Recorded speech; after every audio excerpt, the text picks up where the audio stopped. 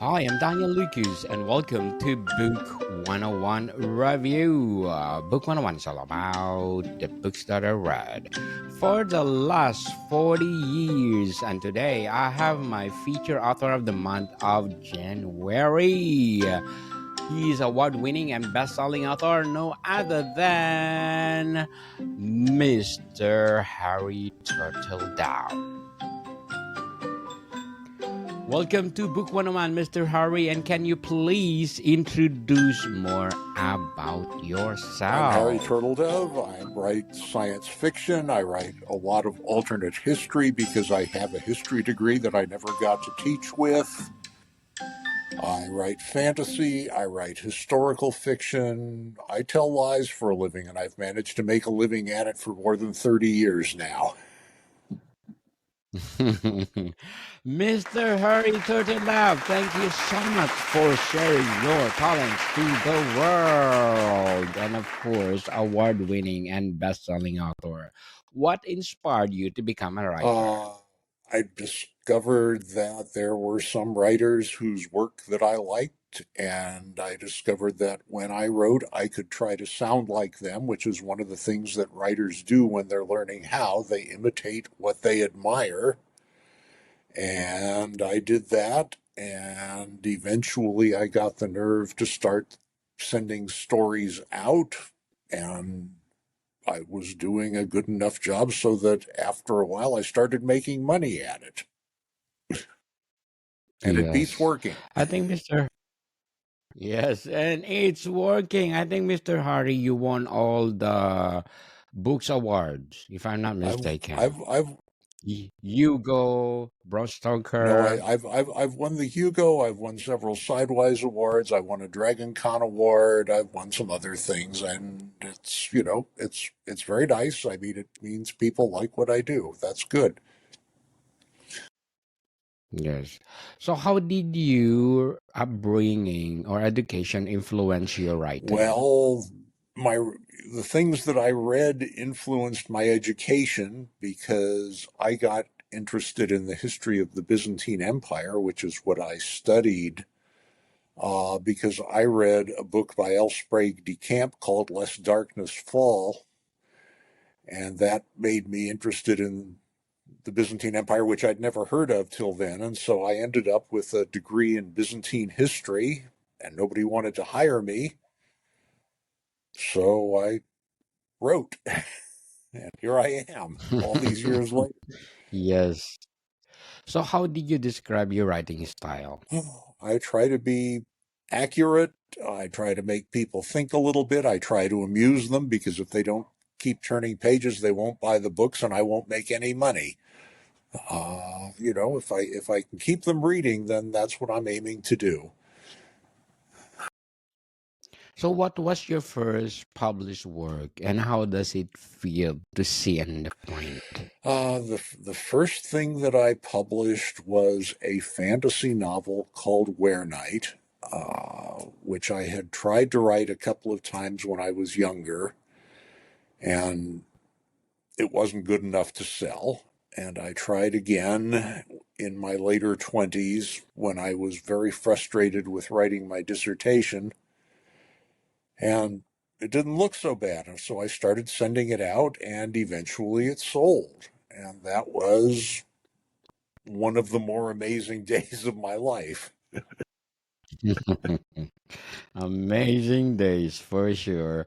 So, which of your books are you most proud of and why? Oh, that's like asking me which of my kids am I most proud of. It's not really Yes, it's not indeed. really a fair question, but let me point you at a pretty new one, which is 3 Miles Down, which came out a couple of years ago and is set in the 70s and is about something that really happened. The CIA spending a moon voyage's worth of money to try to get a Russian submarine up from the Pacific, except in this book, the Russian submarine was sunk by an alien ship that's already on the bottom of the Pacific, and they're trying to get that up instead.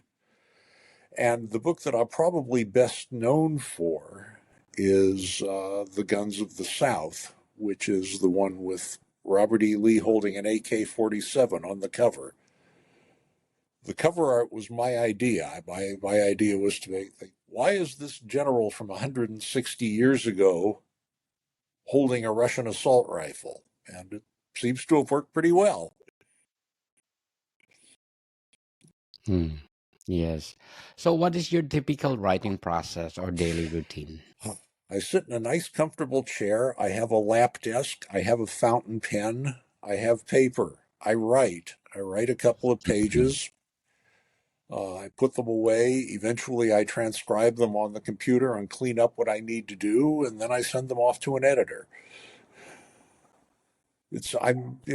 I'm a very primitive guy. This is what I do and how it works.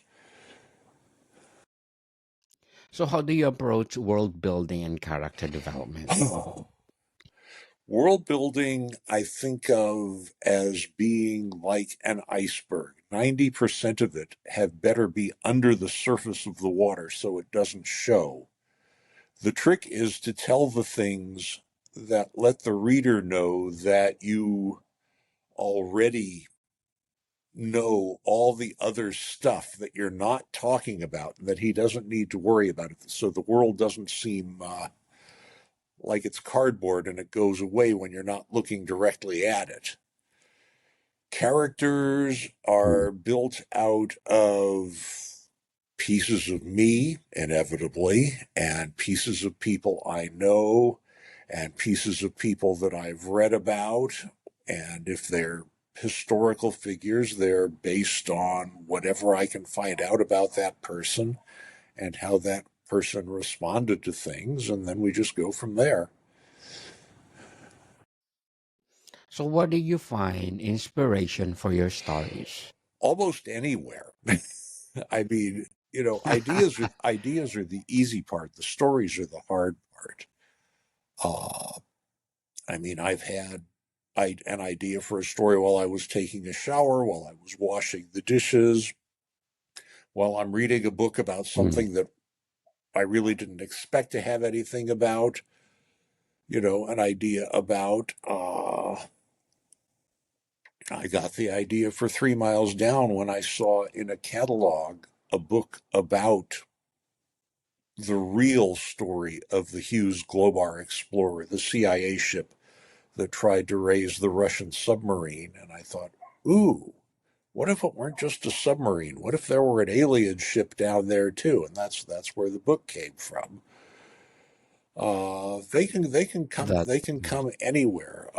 I got the idea for Guns of the South. I'm friends with a fine fantasy writer named Judith Tarr. And Judy and I, back in the 80s, before either one of us had email, we would write back and forth. so And she was complaining yes. that the cover art for a book that she had coming out was as anachronistic as Robert E. Lee holding an Uzi. And I looked at that and I thought, I can do something with that. And I answered the letter to her, and then I added a handwritten PS at the bottom. Who would want to give Robert E. Lee an Uzi? Time traveling South Africans, maybe? If I write it, I'll give you an acknowledgement. And I did write it, and I did give her an acknowledgement. Wow. Amazing. Amazing, Mr. Harry. So, which of your books has been the most commercially Probably Guns of the successful? South. Of course, it's been out there since 1992, so it's had a while. Mm, That was yes. the book that let me quit And my day job. oh, wow. Amazing. Let's give a big, big hand for that book. Mr. Harry, thank you so much for sharing your knowledge to the world. So, are there any hidden themes in your works that readers often miss? I sometimes hide things in there. When you're doing that in a video game, they call it Easter eggs. I put Easter eggs in things, and some people who know some of the weird things that I know will notice them, and other people they'll just go on by and they'll keep reading, and okay, fine, that's okay. You don't have to, but it's for the people who will notice, I put them in.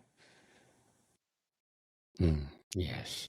So, how do you balance writing for critical acclaim versus audience appeal? If you don't appeal to the audience, it doesn't matter whether the critics like you or not, because nobody will publish what you read. You know, I, For sure. so I So, write for the audience and for me. that it's just a consolation for the award, Yep. right?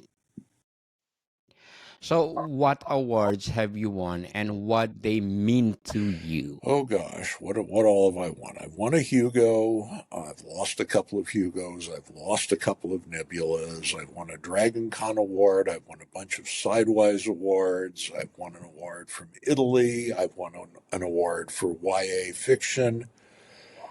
Uh, and I mean, what do they mean? They mean that people like what I did, and that's sort of the point of trying to write. Definitely. They love you. And Mr. Harry, despite of those accolades, what are your aspirations as a writer? To write, to entertain people, to make people think, to get them to buy my books so I can keep buying food, all those good things. Yes, yes, to have a good life. So, how do you handle the pressure of maintaining high expectations from your Uh, readers? you do the best you can. What else can you do? I I try to make things, I try to tell the best story I can. I try to interest people about the characters, about the world that the characters are living in, and I try to keep them interested. That's all. What else can I do? Yes, interesting books and empowering. So, what advice would you give to a new authors trying to break into the industry? Well, I mean, the best advice that I ever found was the advice that the science fiction writer Robert A. Heinlein gave to people who were trying to break in. The first, there are 5 steps, and you have to do all of them. You have to do all of them all the time. The first one is you must write. If you don't write, you're in trouble because nobody can read what you don't write. Second step, you must finish what you write. The third step is the one that not everybody agrees with because there are lots and lots and lots of different ways to write, but I have found that it works pretty well for me. And the third step is you must refrain from rewriting except to editorial order, which means that once you've got it the way you want it, don't mess with it, get it out there. Because the fourth step is you must put it on the market. And the fifth and last step is you must keep it on the market until it is sold. And these steps work, in series. You have to do all of them. If you don't write, you won't have anything to finish. If you don't finish, you won't have anything to submit. If you keep fiddling with it, you won't have anything to submit. If you submit it once and it comes back, don't give up. Send it somewhere else. And if you keep doing all of them, sooner or later you will start to sell. And the other thing is that if you do all these things, you'll gain experience by doing them. I have 500,000 words in the trunk that no one will ever read because they're no good. Most writers do. You have to learn how before you get good enough to have other people interested in what you're doing. And it just, it takes time, it takes patience, and it takes a lot of stubbornness. Stubbornness may be the most important virtue to have. Yes. Being stubborn, people. And try until you That's right. succeed. Because you will if you keep doing And it stop. long enough. Yes, yes, definitely. And stop procrastinating. If you have the passion to write, write. Just like Mr. Harry Turtledove. So, how important are literary agents and publishers in your Well, genre? I mean, if you get published by a big publisher, you will get more money than if you, or it's very likely that you will get more money than if you get published by a small press or if you self-publish. So publishers are important, and agents are the gateway from writers to publishers. So having a good agent will help you a lot. Definitely. So, what common mistakes do you see aspiring writers make? Quitting, uh, I mean, that's what happens most often is you get discouraged, you send out a story once and it comes back and you think, oh my gosh, they didn't like my baby, my poor baby. And it hurts so much that you don't send it out again. For the guys who are listening to me, it's a little bit like dating, just because, all right, you ask a girl out and she says no, um, that doesn't mean you're not going to ask another girl out. It may not mean that if the circumstances change, you may not, you might ask the girl who said no out again and see what happens. And writing is a lot like that. You just have to you have to keep trying. Definitely. So, Mr. Harry, what will be your short term and long term goals in writing? I just, I to finish the book that I'm working on now and to find something to do after it's finished, and then we'll just go on from there. Yes, that'd be The goal awesome. of a writer is to write and to write as well as that person possibly can.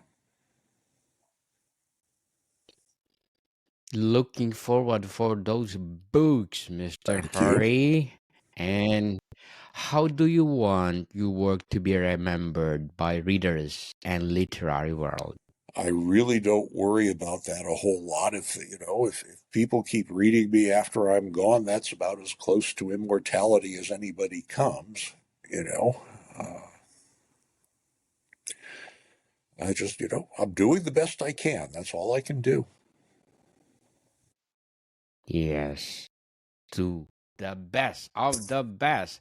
So, what will be your legacy to the world? I have no idea. I will probably be too dead to worry about it too. Yes, you're the most humble. Humble. So, Mr. Hari, to sum up our discussion, what do you think sets you apart from other authors in your genre? Oh, well, let's see. I know a lot about history. I'm a pretty decent writer. I make bad puns. Some of them people notice. Some of Yeah. them I manage to sneak by them. I'm, I've been doing it a long time now. I'm beginning to think I may sort of kind of know how. I hope I do anyway. Yes, for sure. For those all accolades, people love you, and I hope you will continue Me too, doing this. because I expect Yes. I will keep doing it until they shovel dirt on me, and I don't want that to happen for a while yet anyway. Yes, for sure. And one more, Mr. Hari. Who are your favorite authors? Oh, wow. Well, the man who made me what I am, for better and for worse, was L. Sprague de Camp, because Lest Darkness Fall made me study Byzantine history. It made me get a doctorate in Byzantine history. It made me teach for the fellow I studied under when he had a guest appointment at the University of Athens. And while I was teaching there, I met the lady that I've been married to for the past going on 45 years. So if I hadn't read his book when I read it and gotten interested in Byzantine history, I wouldn't have written most of what I've written because most of what I've written is historically based. I would have written something. I already had the bug, but I wouldn't have written what I wrote. I wouldn't be married to the woman I'm married to. I wouldn't have the kids I have. I wouldn't be living where I'm living. Other than that, it didn't change my life at all. Writers are dangerous people. They can change your entire life without even meeting you. Years and years after Sprague de Camp did that, I did meet him and I told him about it, and I think he was pleased and horrified in about equal measure. Horrified. So, Mr. Harry, why is it Byzantine? Because I got interested when I read the novel Lest Darkness Fall. It's an important period in Eastern European history that not enough people in the English speaking world know anything about. And I got fascinated, the way you do when you run into something. Ooh, I never knew about that, but it's kind of cool. And I thought, ooh, this is kind of cool. So I learned as much as I could about it. And I learned some funny languages and I learned a lot of research skills. And here I am today telling lies for a living because I studied Byzantine history. I like it. Telling lies. And of course, Mr. Harry Turtledove, thank you so much for sharing your knowledge to the world. Looking forward for more empowering books that you are creating. And can you please invite our listeners to support all your Oh, I hope they books? do. I hope everybody who is listening to this runs right out and immediately buys everything I ever wrote. That would be very good. I'd like that. Yes. That'd be awesome. So, people, my feature author of the month of January, award winning and best selling author, Mr. Harry Turtledove. Let's support him and empower him so that more empowering books to come. So, Mr. Harry, thank you for Thank your you very time. much, Daniel. I appreciate it. Bodycount people, see you soon.